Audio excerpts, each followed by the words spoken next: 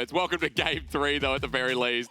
I'm Jackson, joined by Lyric and Orcs, who are going to run us through in this. And we're already in the pick ban after what has been a crazy series. And now with JDG picking the blue side, we get Top Esports back where they were in Game 1. Yeah, and you know, we see JDG going for the prio on the Vi with Wukong off the table. So once again, at least this time around, sure, the enemy team gets Zeri, but JDG having that go-to answer that you typically see against it. Yeah, and I mean, here's the question. Are you going to match with the Sivir and try and take the Lulu? Or are you going to go for the Lucian army? Which direction do we think they will go towards? It looks like they might be wanting to match that scaling, which it kind of makes sense. A lot of these fights have gone down in that sort of scaling area, lent late into the game.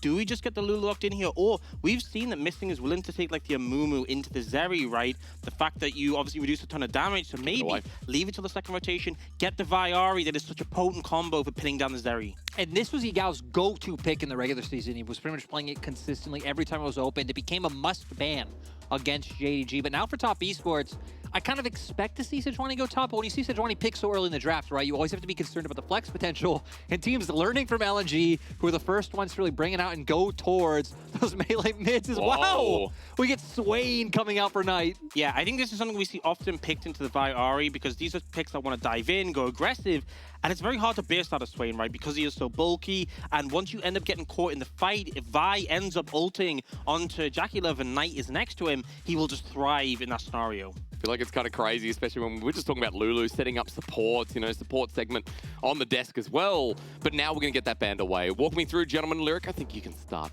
this time around. You know, now we can already see TES going for bans on things like the Nautilus. You expect to see the Mumu come out next. Because for Top Esports, they don't need to be concerned because they get to pick support next, which is why we see the Lulu off the board. So probably going to get pushed into like a tank versus tank matchup in that bot lane. When we did have Mark on the Leona, we saw a lot more movement come out from the support role. And like finding a lot of these early game skirmishes around Herald, going into the enemy jungle, getting early vision to choke out the enemy squad. And this is the problem if you're going for that trade-off, because as you said, Top Esports have first choice. If they ban a Mumu here, like do JDG ban Lulu as well? That leaves Renata potentially available. Maybe JDG go Lulu Renata as the bans. And actually, this Brom's interesting because that's going to suggest that Top Esports are going to go towards the Leona. But I think JDG would be happy with an Amumu in that situation. So kind of an interesting one. We do see them actually not go for any more support bans, instead going for that Jax. We have often seen the Jax picked into the Gnar, so maybe telegraphing what JDG want to go for. And as you guys were setting up before, thinking that maybe, yeah, Top Esports will flex around that Sejuani between top and jungle. So now the biggest question is, what is your biggest last pick? What is the priority here for Top Esports again? I mean, for Top Esports, I was going to say I expect support to come out just from the fact that you can at least keep holding that flex. Renekton. But no, already showing their cards, Renekton up in top side. They don't want Wayward to have to deal with it because we need to remember, Top Esports have been banning that out consistently so far in this series. But now Wayward going to have some power. And after what Wayward showed in the last game, I think it's deserved. I mean, especially, what is 369 going to pick? Because you are into not just Renekton, but Renekton Sejuani. If Renekton dashes onto you, uses the empowered stun, that is fully stacked follow-up stun from Tien to come in. It is going to be difficult for 369. So JDG, they go for, you know, not the Lulu, not the Yuumi, which are banned away, but still a pick that can really bolster your late game AD carry.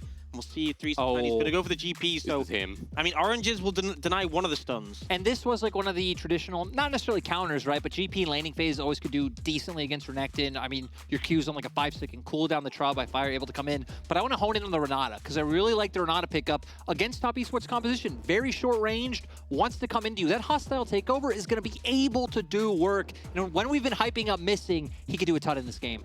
And now the Amumu, something to think about. I was like, the reason the Renekton was important was because there's so much magic damage on Top Esports. That is going to be bolstered by the Amumu. And as much as Amumu tends to get picked in a Zeri, the reason it works in the Sivir is if you Q onto the Sivir, Sivir spell shields, but you then have the other charge to follow up afterwards. And I think this game is just crazy so far because we're getting a completely different look out from TES that we really have not had so far in playoffs just yet. Again, their comp is a lot more reminiscent to something that LNG would pick up than themselves. Very brawly, very skirmishy. Interesting to see where Knight goes with his Swain build because it's a pick if you do want to go towards a mandate, you know, can come online very early and enable these earlier skirmishes. So for JDG, I think it is more standard. Still a lot of like pick potential able to come through. Hope's going to scale up in the late game, but at least this time having another dynamic with the Renata hostile takeover on the board. And look, at least again with 80 carries, right? Especially we're talking about top esports with the Swain mid, there is a chance we enhance Jackie-Love. We came into the series today, this grand final, focusing on Hope versus Jackie-Love. And it's almost funny that in game 2, it was like, oh, Wayward versus 369 is more impactful. Jungle matchup as well has also been something that we've highlighted. And coming into this third game when we're one apiece, when JDG and top esports are holding one apiece championship, we look at the hopes that this will again show us all there is to need to know. All you need to know about this series, it's been bloodthirsty, to say the least. And like you said, right, we've seen kind of pivots and priorities change. Game 1, it was all about bot. Game 2, a lot of attention put mid for TES. Adaptation. And this game, I expect top esports to look up towards top side. Oh, yeah. Okay, well, Wayward after game number 2, picking up MVP. This feels right. As ladies and gentlemen, we're about to enter Summoner's Rift yet again. Today's all about breaking the mold, breaking the tie. And this is going to be about breaking the series of the grand final. Our first seed still on the hunt here as we return back to Summoner's Rift. 369 on GP, by the way, versus Wayward on Renekton. As you guys said, a very different pivot. Well, and this was crazy because normally we see Wayward. They just chill. Yeah, they stand next to each other, pop emotes at each other. Wayward is all business, no emoting, hits 369 and gets a parlay in return. Man, I feel like some trust has been broken here. It's the grand final, different stage, I guess. Yeah, right. Wanting to guarantee yourself that first seed, wanting to pick up just another title for either side of this matchup. Been quite a while since we've seen either of them pick up an LPL jacket. It's been 2024, both of them, when they both won their last title. And now this time around, though, we do finally see it come out. And like we said, Hysteric's already kind of looking up towards that top side, especially for TS. I think JDG have more options on what they could do since they do typically like to put a lot of prio onto 369. We can see Kanavi looking to path up towards that side now, maybe cover him, but you have set up in mid. Maybe they take a page out of the book the top esports were in the last game. So then I wanted to ask you, and involve you here, Orcs, a little bit as well, when we talked about the heavy skirmishing of top esports, right? The closer range, how this game gets off the ground through the laning phase for TES as well. Well, I think for top esports, you can gank top bot quite comfortably because you have the double stun from Mark. You can also start to stack up the Sejuani passive.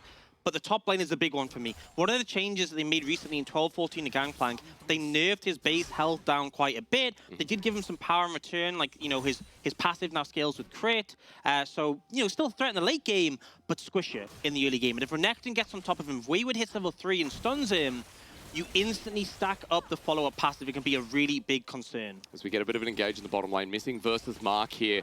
Supports have been mentioned on the analyst desk for a big reason, considering that Missing and Mark have had some of the best splits, and people that we haven't talked about so much in the past are now showing up big here in the grand final. They hit level 2 first, but Jackie-Love and Mark pay the respect. And Missing was someone who was huge on WE's run, but heck, maybe I was going to say maybe we don't get a lot of time to talk about Mark. We don't get time to talk about anything because both junglers already looking for action. Kanavi did dodge out on the ward in Tien's mid. Or the shove not coming through, but at least the Arctic Assault does. Yagao one step away from having to burn his flash, but meanwhile we go back to the top lane. Wayward versus Kanavi and friends. The bullying will return up here as Wayward is good with the dodge. Might have to burn the flash in a second though if it comes back. No, what? Wayward goes back in and there's the emote. All right, Wayward, welcome back. Yeah, a little bit of an oopsie daisy there. Wayward manages to navigate the gank perfectly well, but then saw a window to go in. Bit overzealous. So TM was coming up thinking, if I stack the passive, we have the kill. So somehow this ends up working out for JDG, despite the fact that, you know, it really looked like it wasn't going to. Yeah, now Missing actually being the first one to roam. A little bit surprising. Maybe they can find something on a Knight. Good Not very well with the Swain. Might be okay, even though he's at level 2. We just need a handshake, and as Knight gets over the wall, has to burn a flash. Double summoners down from our solo lanes of top esports. Such a fantastic roam for Missing there. And that's the thing with the Swain is, post 6, you can pop your ult in a fight and really makes you hard to take down, but you are immobile. You don't have a dash. If CC connects, you're going to be a vulnerable target. With Flash now down, Knight could be an easy gank follow-up from Kanavi. Especially if we keep seeing JDG keep making some of the same set plays, right? To where we saw able to get that push with the Sivir, especially since you do have May. Oh, wait, we just stop again. Man, his early ganking's been insane. It might not be about the early game, but it's definitely about Tien as 369's actually turning it. Trial by fire makes it close, and he still has flash. No parlayers. I guess Wayward's relaxing a little bit now, despite being pressured here by 369. We need to remember that 369 did already get a reset and TP back to lane. Yeah. So even though Wayward is forced out, not really losing anything, will now come back with a double longsword in the strength, but now Kanavi should manage to get away since he does have prio in mid. And JDG so far doing a nice job of using that prio they have and of transferring pressure from lane to lane, because it feels like that's really been the thing to keep them in the game so far. But now, Hawks, we're going to get to take a look of what happened here. Yeah, so dodges away from the Q from Vi, and that should be enough. But then I think he wanted to go for 369, flashed in. I think the minion died. He was going to E through the minion to get the second use, but I think the minion died, so it ended up failing. I'm not going to say that that was a defendable play despite that, but I think just a miscalculation rather than just a random play. I mean, look, it's Wayward, right? Just like the rest of this team. As Mark gets an engaged bottom lane, that's Ignite down on a missing as well. Cleanse out, but look, Hope's turning it around with the bailout. A powerful 2v2 that turns on its head. And one of those things, I mean, having the CC on the Renata to be able to get the return damage on, you have the shield as well to enable Hope to be able to take more damage. And now JDG, knowing Vi's on the bottom half of the map, Knight's getting involved as well. 369, good luck. Vision of Empire is going to help out quite a bit before he gets there, but 369 is out safely. So Wayward with Demolish just going to be able to get a plate here, and Top Esports top side is thrashing. Yeah, but look at the TES lead already in place. If Wayward manages to lie and not deny a lot of this wave, could be huge. But 369 waits a little bit, assumes that they will have backed off, and walks back up, but still, he is in a deficit in this matchup. And, you know, this is new territory for JDG. Yeah. Because teams usually don't prioritize topside more. Heck, coming out of the LNG series, Kanavi had a 20% jungle proximity to the top. That's like double the average in the league. Teams really do not play around this side of the map as heavily. So we're going to get to see how JDG respond to a new situation. We came into today talking about Top Esports and JDG being like, oh, well, topside could be a little bit more passive, but ever since we've seen Wayward in game number 2 coming in over Qingtian, that dynamic for Top Esports has been a lot stronger. I feel like there's no way we can currently describe the series as being passive in any manner. Oh, well, yeah. Even though it's 0-0 now, I feel like we've had so many moments where they're trying to push, trying to find these windows, trying to find these opportunities. It's still pretty even as of now, you know, a little bit of an advantage in top lane for Wayward, but you can feel like these teams are permanently testing each other, finding these windows, finding these moments where they can maybe get some give. And we can see now exactly what we were hitting on before with like the support matchup changing, is we're having a lot more movement come out from Missing and Mark. Yeah. Missing was just hovering around the mid lane. Now you start to make your way back down, and it feels like that's going to be the decider. They don't want to fall to the same like problems they had in game 2 of Yagao not having that same agency or urgency on the map. And now with him doing it, Tien is coming in. He's got flash available. Wayward has the ulti as well. Lyric has given me a shoulder rub to let me know that this could be dangerous as Knight runs forward with the ulti as well. 369 is just in enemy territory. This is first blood, but to who? It's over to Wayward on the Crikey Croc. And you could see when he threw the ult up in the air, he knew he was dead. As soon as Knight came over the wall, he's like, cool, I'll just clear out the wave. And this is one of the things with Gangplank, right? The fact that you have the oranges can help mitigate pressure. The ult can be used to clear waves. So I don't think 369's like super upset about this scenario, but Top Esports definitely applying that pressure to him. And now, you know, we need to stop talking about lanes. It's apparent it's only junglers that matter. Kanavi did finally hit 6, so cease and desist is on the board. Tien still not at that point. This could have been a window where Kanavi could have looked for a play, but Top Esports bot lane, I think, doing a nice job of like, hey, we just committed up so much to the top side. Go for a reset in the bot lane. Does open up this potential dragon for JDG, but Top Esports are going to have members here. Well, there's Lens that's going to spot it out. Knight is biding his time. Good damage out from Yagao to burn the mid laner. I guess with that, Knight is not going to be stepping any further forward. So JDG, for the first time in the series, folks, have the first dragon, considering that Top Esports coming into today. That was all we were talking about. Yeah, and there's no big tanks on the side of JDG. You know, Kanavi will get pretty bulky, but the fact it's now 9% armor MR, it does make so much of a difference to get just one Mountain Dragon in pocket for late in the game. Something I do want to note is we saw Wayward, when the Cannon Barrage cleared out the wave, Wayward didn't push it in return. He just let it stack to that point and freeze, and now, you know, 369 can't walk up without support from his team. He doesn't have flash. If Tien's there, if Knight's there, he's dead, so Kanavi has to be in the vicinity for him to be able to contest the wave. And I think Wayward, sensing that 369 walking up means Kanavi is nearby, does go and put a ward down onto the Herald. Also just a good move, right? Because one of the things about holding that wave for so long is like 369 can't answer the wave, but it does open him up to be able to move into river and potentially help out with that Herald. They had push in mid as well. They have push in bot, but nice by TS to make sure this didn't happen. Mark was actually roaming up at the same time as Wayward was roaming down, so really just doing a nice job of covering all their bases. And now with Jackie Love and Mark moving first, boys, I think we might get a might get a bit of a tussle. Curse of the Sad Mummy available as well. Worth mentioning here on the Amumu support. Yeah, I think JDG can't fight this. The fact you have ult onto the Amumu, I think you go for the place in the bot lane. Okay. What we'll probably see is Jackie Love will move back down bot to cover it. I think at this point, you know Herald is yours for top esports, so you're just going to move both members down to defend. They will lose a little bit of farm, a little bit more damage onto the tower, but ultimately top esports get what they want, and there's very little recourse for JDG. And I'm curious to see where TS go with this one. I feel like top lane's such an easy spot with like how much they've already been hammering down on the Renekton versus the GP matchup. But as well, right, when you look at their composition, getting gold on the Jackie Love would still be the biggest priority in my mind. The problem is they haven't really been able to get any prio down there. With Curse of the Sad Mummy, it does open up the potential for a play. If you now rotate Tien towards bot side, you find the ultimate, that could be an avenue where you could get that down. I feel like the problem is the lack of summoners available. The lack of summoners being taken on the side of JDG's bot lane. The fact that there's still cleanse available, still flashes, hard to make the play. Whereas 369 is down flash. It's so easy to set up on him. True. And I feel like even if he cleanses the ult from Tien, the follow-up will be there, the slow field will still be in place. I think they're going to go for him. And as you talk about the wave setup so big, Wayward even ulting, flashing as well. Orange comes out, Tien now with the permafrost against the turret. The ulti's good, but top esports will not take no for an answer. Where's the counterplay? I mean, I feel like the good thing is he did throw down the cannon barrage within the wave, but I don't even think they need to use the Herald there. They got the kill on the 369.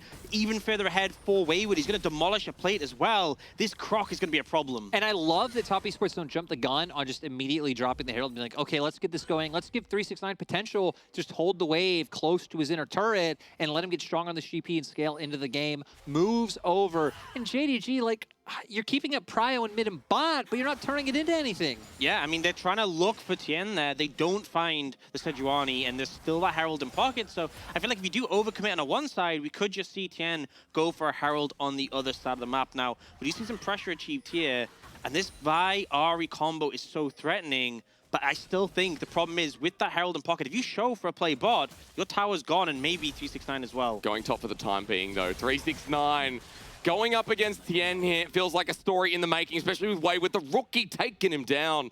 We've got a 20 CS lead, we got pressure, and now Tien being shown. And we need to remember back when 369 was on TS, this was really the way to punish top esports. Yep. Especially in 2020, the way top esports played was, despite having Jackie Love in the bot lane, they put everything up towards top side because 369 pretty much always goes for the knife fights in lane. They know they were able to trust Jackie Love down in bot, and now, you know, being punished by his former team who knew what he needed. And it's so funny. So rough. It's so funny on picks like Renekton as well, right? 369, one of his most honorable picks in the LPL, I'd say, too. Orcs, they were able to push down first turret blood top, push to a 2k gold lead, another charge towards top as well. And this Renekton now with his first item, too. Yeah, and they've just deep pushed that wave in top.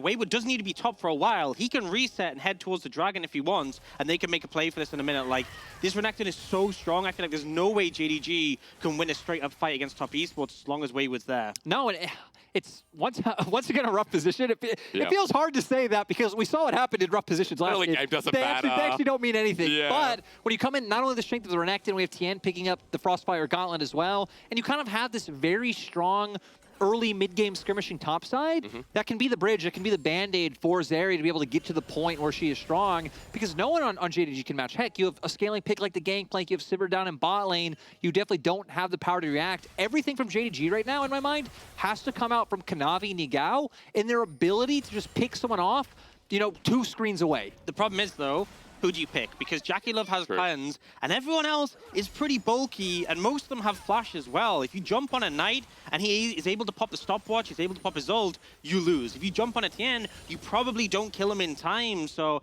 I just think it's impossible to fight. They'll let 369 push up top lane, have some alone time, but you can see Wayward's already moving back. They know the dragon is theirs, and they really won't lose much on this top side. Might get a demolished proc here to get the first play, but you're right. Not much in the comparison as Wayward puts the flash.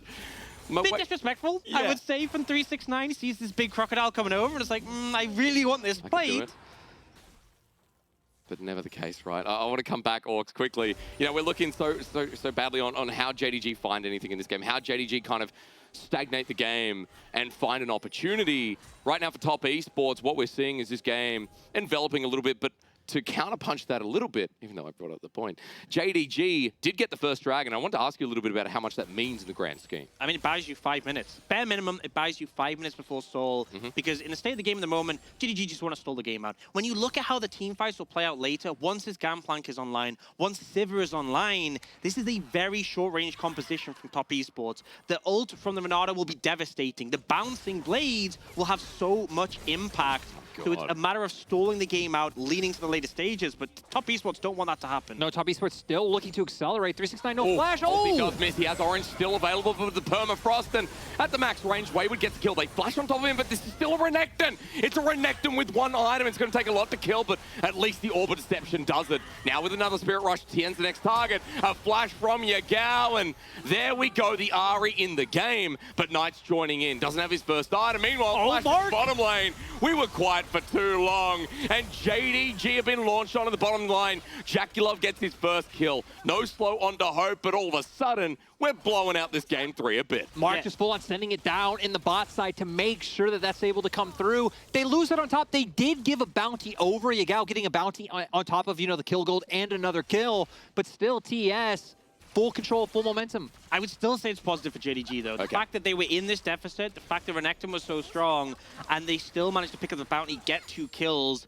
it's still Top Esports doing what they want to do, but JDG, anytime they answer back, you've got to feel like this is positive for them. You guys were talking about the Ahri Vi combo. We've talked about it all series long, or split long, let's be real, and Yagao having the kills does feel like it's worth mentioning, considering that this Ahri now a bit unlocked. Yeah, and we see here, just so unfortunate from Tien not able to land the ultimate. They, of course, still have the damage to be able to take him down, but now everything blown from Wayward and Tien. Nice flash from Kanavi to be able to follow up. Still had the ultimate there and available to make sure the kill goes down. And then now with Tien nowhere left to go, doesn't matter if Knight's nearby, they aren't able to save him. And I love the patience, the fact that we had the ult come out from Vi, but the charm wasn't used immediately. They managed to finish off the kill and save it for the next one. Here, just a flash ult coming in from Mark here, leaving no window to outplay and missing. Even though he bins his flash himself, he's still caught out. And I feel like just JDG feeling so pressured, right? Their bot lane pushing so far forward, knowing, hey, we're falling behind on top of the map. We need to make things happen. They've done a nice job of guaranteeing this turret, but like with all things, it is a trade. You look at where Wayward is on the tops of the map. That inner turret for JDG really close to going down, and now Tien should be able to get this Herald for free. And Wayward is at 7k gold as well. You look at Hope in response, 300 behind. You look at 369. Yeah, dude. Look, I can't see him. Oh, at the bottom. Well, unfortunate. Wayward versus... All right, okay. I feel like that was I watch Wayward. I see no emotes. I get a little bit spicy as well. And I will say, coming into today, we had a bit of a conversation about these two, but 369 versus Wayward, old versus the new. Wayward right now showing the new is a lot better as over that wall. I'm ready for this, guys, because JDG could be walking into a trap. Yeah, JDG are hoping that someone from TS walk up and find a pick. I don't think there's any world there where JDG hard force into River. You're like, okay, just going to walk up, try to clear it a ward. We have the charm. We can combo that into the Vi ulti or Q and just be able to find that kill. But Top Esports, not going to fall for those shenanigans. I am feeling a little bit concerned, though, for Top Esports. Despite the fact that Renekton has had, it's only like a 400 gold lead. Yeah. The Ahri and the Sivir are fed. And if we go to the late game, I would much rather have a fed Sivir than a fed Renekton. They need to leverage this advantage in the mid game. They have the Herald. I want to see them take that mid-tier 1, and then they can apply more pressure, push deeper into the enemy jungle, and start to sweep up these dragons. If they give any more gold over to JDG for free, they could really start to feel in a rough spot in this game. Yeah, it's been a really interesting dynamic so far with TS with the Renekton, right? They tried to make that one play. It doesn't work out. Both of them die. They give over the bounty. And now they're not even trying to leverage or play around that Renekton strength. They're being like, hey, you're strong enough to just deal with the other members of JDG on your own, and they're going to invest more resources into playing around this bottom half of the map. But Wayward does have TP to join up in a fight at any moment. Heck, didn't even need it. Walk straight down to mid. And the play starts, right? We've got mid lane under threat. Demolish going to help out from Wayward, but Hope's able to defend here on the Sivir. So close to getting that first turret that the Herald will help out. Definitely the Herald. That's how I looked. Really healthy. It turns into a engage, though. Mark coming through with the ulti, but Kanavi responds immediately. Jaculov gets targeted out, but the Zeri has built space. Bailout's good, but Tien won't give over the reset. It's a 1-for-1 with both ADs getting respect, but with the TP coming in and Knight there too. Wayward just less bounce, but missing even better with a handshake. handshake. However, can they stop this push? Oh, but the reason the Herald is alive is because Wayward TP to it. The reason they get a second tower, they do have to care, but that's going. Flashes back in. Hope has to cleanse away. Wayward with huge players. Knight now jumps on in himself. He still has flash, but with a never move, still not going forward. 369 comes over as well. He's exhausted out. Flash is to go forward in this series, I tell you that much. As Yagao now with the Spirit Rush, he has flashed himself. No, rather not, as he gets never moved to. Knight's about to die. All it takes is one more shot, but Top Esports running for their life after JDG now have Dragon in their eyes. Just great skill shot usage coming out to make sure that this can't, happen, coming out from both sides. I mean, missing with the handshake, the never move from Knight, like, once again, both dissuading the others. I gotta say, and I'm sure we'll get a replay and see it, it was so unfortunate that the hostile takeover actually didn't land on Jackie Love, right? He's the key member that TES still playing for, but still able to get mid-turret, and like we said before, right, when they're behind, everything's great for them. Yeah, I mean, but this was chaotic, I've got to say. So much back and forth, and the initial play on a Kanavi, he ends up committing in, but look at all this AoE damage done to Mark here. Gets chunked out, but the big play is the Herald was going to go down. You actually saw them looking to take it out, and then the TP saves it.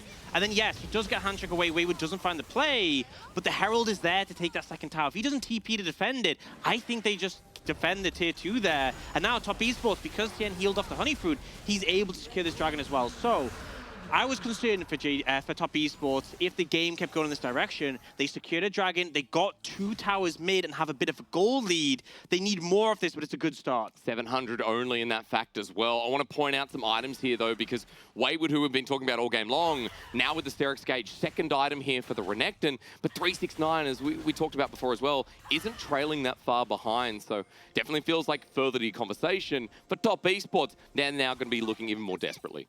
Yeah, I mean, especially now, right? Having the Mortal Reminder now picked up, you have 2 items on Yagao as well. Yep. So we're at a point where fights are going to be incredibly close. We're close in objectives, turrets on the board. And for JDG, they're going to start feeling more comfortable as the game goes on, playing through these side lanes. But Top Esports don't care about sides. Use the Vault Breaker as well. Tien has the ulti available, launches it into Kanavi in the 1v1. Now exploded into a team fight. Tien gets ultied out, but he's popped up by the blast going. But look at where Knight is. The Swain's going to get the never move onto Yagao, taking on 3 people. Kanavi somehow getting Tien, but Jackie Love with the response. The TP comes through. Chaos is our game, apparently. Is Mark with the ulti on his deathbed. Sets up Jackie Love and cleanses away from the handshake, but it's a Zeri. It's a Zeri. It's a Zeri. And Yagao knows it. Now next on to Hope. Jackie Love first, the world. If you can beat me, you're the better AD carry. But Jackie Love remains God. And we saw how important it was. Once Kanavi's down, they don't have a way to turn on a Jackie Love. They don't have a way to lock him down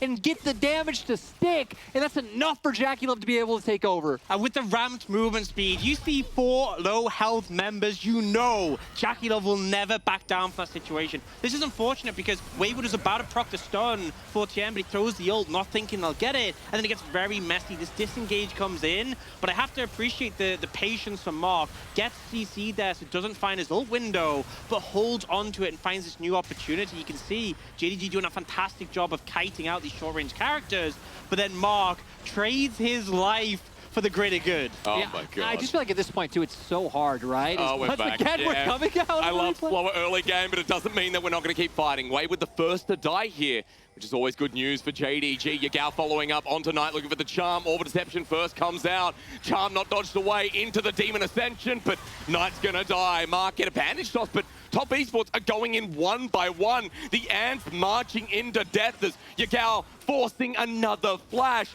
And JDG have just been gift-wrapped a big fight in front of the Baron. Yeah, Baron's up. Cannon Barrage is actually going to be up soon, which could be so instrumental in trying to make Top Esports not come in. But with Smite on the board and Zeri up, I guess they're not confident enough. It's too risky because I don't know if you look at it, but you know the ult from Amumu? It pretty much fits 1-for-1 into the Baron pit. And I feel like if you go for that play against the Zeri, I could see it going really bad. It's still positive play for JDG, but they won't push it any further. Those risks haven't stopped LPL teams, or more specifically JDG, before. True, true. You never know. You know, we saw in the previous game when Top Esports were fighting against Elder and still went for it.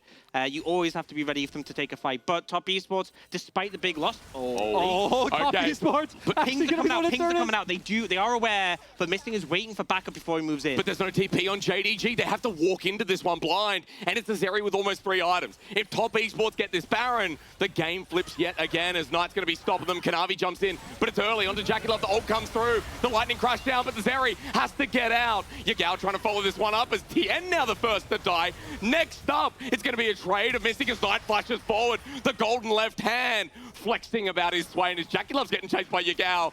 Still here from the side, but Top Esports are picking apart the pieces. This is so chaotic. Keep re-engaging. And Knight now getting caught out on a 369, flashing into his old teammate. He goes golden, but Wayward's joining in as well. Jackie Love here, but no ulti available. Yagao doing the damage, and Hope following through.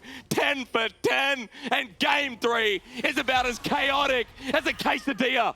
They're still looking. They're trying to chase them down. They have the movement speed from the Sivir, but it's not quite enough there. Man, they just kept wanting to commit to the fight. And Mark, he might be caught. You know what? It isn't a movement, but without ulti, without flash, he puts the thumbs up, and Kanavi doesn't have the ulti available. What's up, gents? 35 seconds till Dragon. That's the thing. JDG haven't reset yet. They need to recall, and Top Esports are already coming back on the map. With the Dragon in 30, this would be the 3rd for Top Esports. And I want to say, people like to discredit Cloud Soul. Movement speed would have been a massive factor in that last fight. I mean, especially when you have, characters like Swain coming out. But man, once again, so unfortunate for JDG. They come out ahead in the fight. TN missing the ultimate, but keep your ears on Jackie Love. Dodges out on the hostile takeover once again. And then Yagao trying to chase him down on the opposite side of the fight. Knight able to do a lot here in zoning out members of JDG, forcing these flashes. But having this threat from 2 sides makes it very hard for Top Esports to commit anywhere. And then once 369 gets involved, Ox, everything just turns around. And I'm just going to say, Yagao with these charms has been so good. But he still gets away! It's so sad. It's so tragic. And we do see Top Esports picked up the Dragon while in the replay. JDG moved over to the Baron, but this is one of the problems against the Swain. That Visions of Empire, that W, on such a short cooldown, it can just scout it out repeatedly. But I want to pull out as we come back from the replay, it's a 3-item Zeri now. We've been talking about it all day, all year, every time Zeri's in the game. 3 items here versus Hope, as Baron is kind of blind right now for Top Esports. Yeah, we do see Hope. He does have 3 items as well, right? But having to go towards that Lord Doms because of the amount of tanks on the opposite side. So at a point now where Jackie Love hitting pretty much everyone on JDG at full force, because like Ox mentioned earlier, right? We don't really have a huge front line for the side of JDG, so I think you still are relying a little bit more of like someone from Top Esports walking in blind without vision, or someone trying to face check, force your way in, get your own line of vision down. Top Esports don't fall for it though, and we're back to the ping-ponging of waves. Yeah, I mean, I feel like Baron is still a potential. We saw, obviously, Top Esports did try and sneak it before, but I feel like both teams are going to be keeping a keen eye on that one. And Top Esports can honestly just lean towards that Dragon. But, as you said, Sivir has picked up a pickaxe that IE will be next. That's the point where she starts to become a real massive damage threat and a big problem for the side of Top Esports. And last game, Jackie Love was on that Sivir in the same reverse matchup, right? And Hope wasn't able to carry the game on the Zeri. So we know that Sivir can be as much of a threat. Stopwatch now on Jackie Love too, as we hone in on these 80 carries around these neutrals.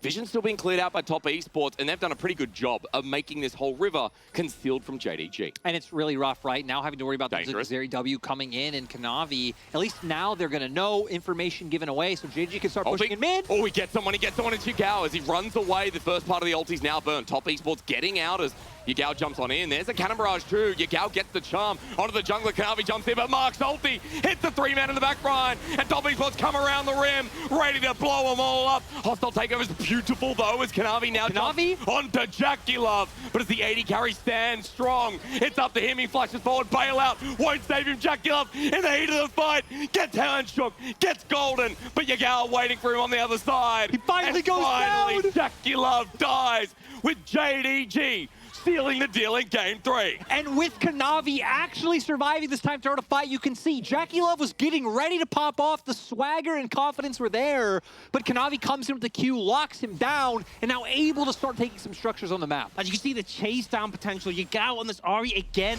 so clutch in these fights. He's the one who gets hit initially and has to be in the ultimate, and then JDG go, look, we've been Ahri ultimate. We don't want it just to be a 1-for-1 in ult. We want to fight. They pop the cannon barrage. They start to chase down. The charm hits on a TN, and that starts the fight. Mark does get a great ultimate to allow both Wayward and Knight get in. Oh, he missed. Unfortunately, didn't connect there, but look at what Yugao does right at the end. It's initially Kanavi getting on a JackeyLove, but the final charm of the fight is everything for JDG. We're going to see here, right? JackeyLove feeling it, thinking he can go in, start to take the fight, but the charm instantly coordinated with Kanavi going in with that Q to make sure that they can finish off the fight. Sadly for JDG, not able to turn it into a Baron or into anything like huge and game-changing, but still, this is a great lead. They were able to push down a turret mid, I believe, off of this play, and now we look, they're the ones up in gold. And I said seal the deal, right? What a lie. What rubbish from this play-by-play caster, dude. Nothing in this series has been sealing the deal until the Nexus falls. As at least for JDG, as you said, a bit more gold on them as well. We have a 3-item R in the mid lane. Infinity Edge still not there yet for Hope Orcs, so that's a big deal still to be noted. Something to note there was the summoners, right? JackeyLove, no flashing cleanse, whereas Hope has both his summoners, so does 369, but it's the frontliners, the top esports, Wayward, Tien, Knight, all have their summoners available. So in terms of starting a fight, top esports have those tools, but in terms of finishing it, Hope is in prime position to pop off here. I feel like it kind of works the same reverse, right? Because we've seen a lot of the big impactors in this game have been Yagao and Kanavi, and like, right, they both have mobility just in their kits, they have ults available, so the potential is still there, but them not having flash as well. If JackeyLove does a great job of just, staying on the outskirts of this fight, and then Tien and Wayward can buy time, can go in with that engage that you talked about, could be quite hard for Hope to be able to find that impact. So basically, it's about who finds the better engage first, which is kind of the story of this entire series and the last semifinals as well. Both these teams just hunting for their window, for their opportunity. Now, TP comes in from Yagao, Dragon in 25, and this would be solved for top esports. It's just hilarious again. Early game doesn't matter. It's all about these team fights. And as you said, for top esports, Soul, but for JDG, another window to delay this game that we talked about the team fighting in. Kanavi now having priority and Vision being choked out. But top esports, look, are just going to go the other way. And this is what we talked about last game, right? That when you're the team to get on Soul Point, you just have a plethora of options. Like, sure, you don't want JDG getting another Dragon and buying more time, right? They have GP and Sivir, but just the fact that you can get this Baron and then try and force an advantage forward is a great position to be in. JDG, though, might get baited in. Top esports Knight trying to find a pick. Oh, they're looking for the angles. Wayward is also postured on a bit of a flank there, but JDG just pushing the mid wave in. They have such good vision control around this mid lane, but now they're pushing Kanavi forward. he vault break it in, Kanavi now having to ult to commit, but even with a hostile takeover, will it be good enough? As he drops on down, JackeyLove now has a free ult and a free shutdown. Knight's been poked out though, so good opportunity for JDG to get it back as Knight runs through the cannon barrage, flashes out. 369 gets the response. But for top esports, they've just taken down Kanavi clean. I feel like the ultimate for the Monada did so much there. It did. Kanavi did go down, but so much was expended, and the rest of JDG was still in a position of power. But jungler down, it's Baron time. Absolutely crazy, man. The confidence of Kanavi leading to this play from top esports. We do still have a ton of AoE damage on GP and Sivir, though. But Mark's angle is what I want to talk about, because this Amumu flash. has flash. He's coming in red hot, wants to return to Worlds as first seed this time, as he jumps on in, flashes! Mark has sealed the deal with JackeyLove getting 369. A double man never move. Top esports are low on health bars, though is Yagao. Tries to carry, gets the charm. Max range. Tien jumps on in. JackeyLove's out of the fight. How did they win it? How did they win it? How did they win that fight? And we see once again from JDG, they're still going to chase down JackeyLove, but still the difference maker is the positioning able to come out. No! Revenge. JackeyLove, it does look like he'll get away, but cease and desist on Kanavi. He also has flash. JackeyLove should just be dead. Well, he's over the wall at the very least. His flash almost coming up. He's buying time flash. And yeah, JackeyLove, stop moving. Kanavi beats him in the face, and JDG once again show us that this could be their game. And now they're just pushing mid. Death time is along. It's only markup. I don't think they'll be able to end off this, but Baron and Dragon, they're going to try. They're going to go for it. They might be able to. Look at that. JackeyLove won't be up for 40 seconds. Nexus turret's getting hit down for JDG. They may have hope, but they have much more than that. Knight gets hostile takeover, and now moving to match point. Jing Dong Gaming can feel the revenge, trying to get that first seed now in the position. On match point, such a difference from the last time these teams played where TS were the ones who were up 2 games. And again, this one ending out of nowhere. Top esports, the team again to find an early advantage, not able to convert the lead from Wayward. And I gotta say, Yagao in this game was absolutely stellar. Huge. Last game he was punished massively.